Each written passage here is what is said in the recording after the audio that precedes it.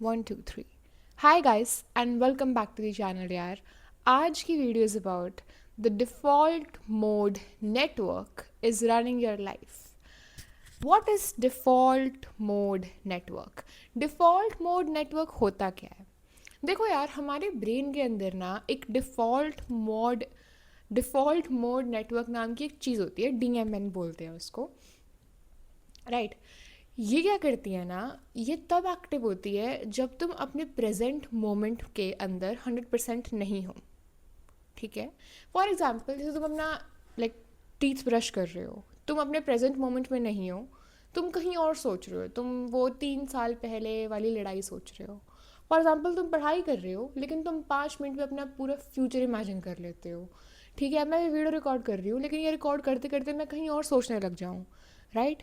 वो चीज़ कौन करता है? डिफ़ॉल्ट मोड नेटवर्क करते हैं। बेसिकली यही रीज़न होता है कि तुम्हें ओवर थिंकिंग होती है एंड तुम्हें प्रेजेंट में काम नहीं कर पाते हो, फोकस नहीं कर पाते हो, टेंशन कहीं कहीं चली जाती है। ये रीज़न होता है। ठीक है, कि मतलब प्रेजेंट मोमेंट में जब तुम नहीं एक्टिव होते हो ना, तो ये डिफ़ॉल्ट मोड नेटवर्क ऑन होता है एंड तुम्हें कुछ ऐसी चीज़ों के बारे में इमेजिन कराता है जो कि तुम नहीं जी रहे हो, जो कि या तो पास्ट थी या तो फ्यूचर होंगी। ठीक है। अब ये चीज़ इविल नहीं है, ये चीज़ बुरी नहीं है अगर हम देखें तो। क्यों? क्योंकि यही चीज़ है जो हमें मेमोरीज से रिकनेक्ट करा रहा है। यही चीज़ है जो हमें हमारा फ्यूचर दिखा रहा है, राइट। जैसे कि रिकंस्ट्रक्ट मेमोरीज, इमेजिन फ्यूचर, हमारी आइडेंटिटी को बिल्ड करता है। कैसे? क्योंकि जब हम किसी चीज़ के बारे में सोच रहे हैं, प्रेजेंट से ध्यान हटा के हम उस चीज़ के बारे में सोच रहे हैं, इट मीन्स या तो वो चीज़ हमें बहुत बेकार लगती है या तो वो चीज़ हमें बहुत अच्छी लगती है। एंड उससे हमारी आइडेंटिटी बनती है। हमें पता लगता है कि ओके, ये चीज़ मुझे बिल्कुल नहीं पसंद, ये चीज़ मुझे बहुत पसंद है। ये चीज़ पता लगती है, हमारी हैंस हमारी आइडेंटिटी फॉर्म होती है।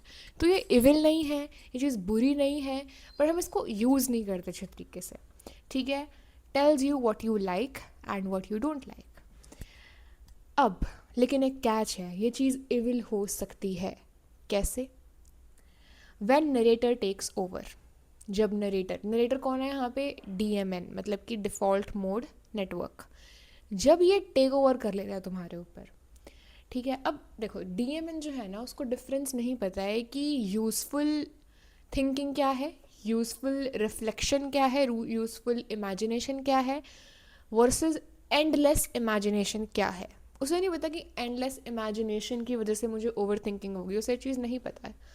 डिफ़ॉल्ट मोड नेटवर्क को डिफरेंस करने में दिक्कत आती है। वो उसको ये नहीं पता कि इतना सोचने से मेरे लिए अच्छा रहेगा या फिर इतना सोचने से मेरे को ओवर थिंकिंग होगी, ये नहीं पता उसको।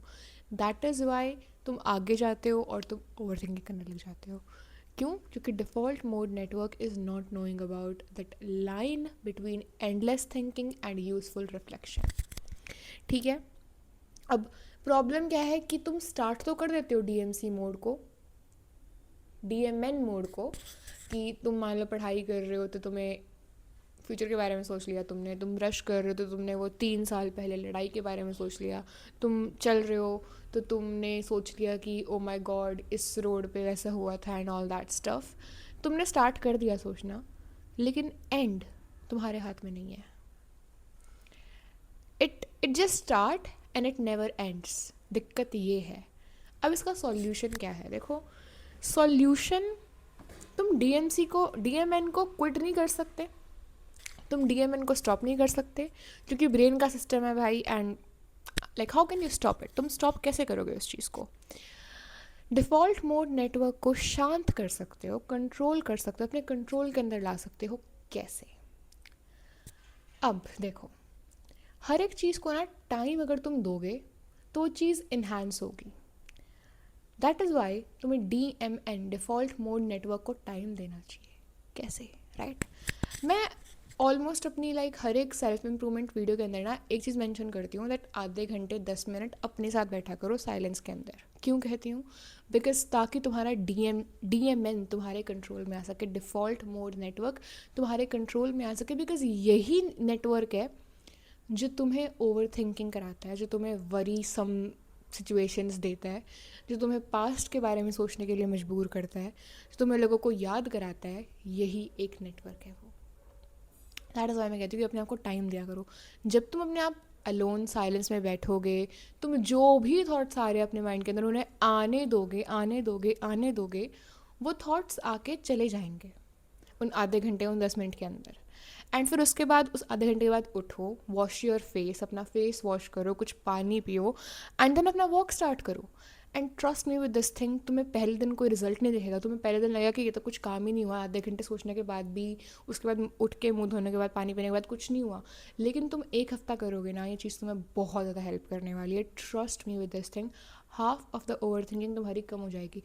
ओवर थिंकिंग को सप्रेस करने का सोल्यूशन ये नहीं है कि तुम सोचना ही छोड़ दो, सोचो, लेकिन किस टाइम पे, एक फिक्स्ड टाइम पे, आधे घंटे के लिए अपने आप को टाइम दो यार। लाइक जितना, जिस चीज़ को तुम जितना टाइम दोगे ना, वो चीज़ उतनी ज़्यादा इन्हांस होगी, उतनी ज़्यादा उभर के आएगी। गिव DMN सेपरेट टाइम, हर दिन, daily 10 minute, 30 minute, 20 minute, 15 minute, 5 minute तो बहुत कम है, तो दैट इज़ द थिंग। ठीक है, उसको टाइम दो, बिकॉज अगर मैं अपने यूट्यूब चैनल को टाइम दूंगी वो ग्रो होगा, अगर मैं नहीं दूंगी बाहर में चला जाएगा वो। दैट इज़ द थिंग, समझो इस चीज़ को। तो ओवर थिंकिंग को सप्रेस करने का या ओवर थिंकिंग को गिव अप करने का ये नहीं होता है कि ओ माय गॉड हम सोचेंगे ही नहीं या फिर हम सोचना ही छोड़ देंगे, नहीं। वो चीज़ तुम्हें बहुत ज़्यादा बहुत ज़्यादा बहुत ज़्यादा नेगेटिव कर देगी, वो चीज़ तुम्हें बहुत ज़्यादा चीज़ों में नेगेटिव रिजल्ट्स देगी। लेकिन ये चीज़ करना, उसे सेपरेट टाइम देना, उसे separate separate accept your parts यार।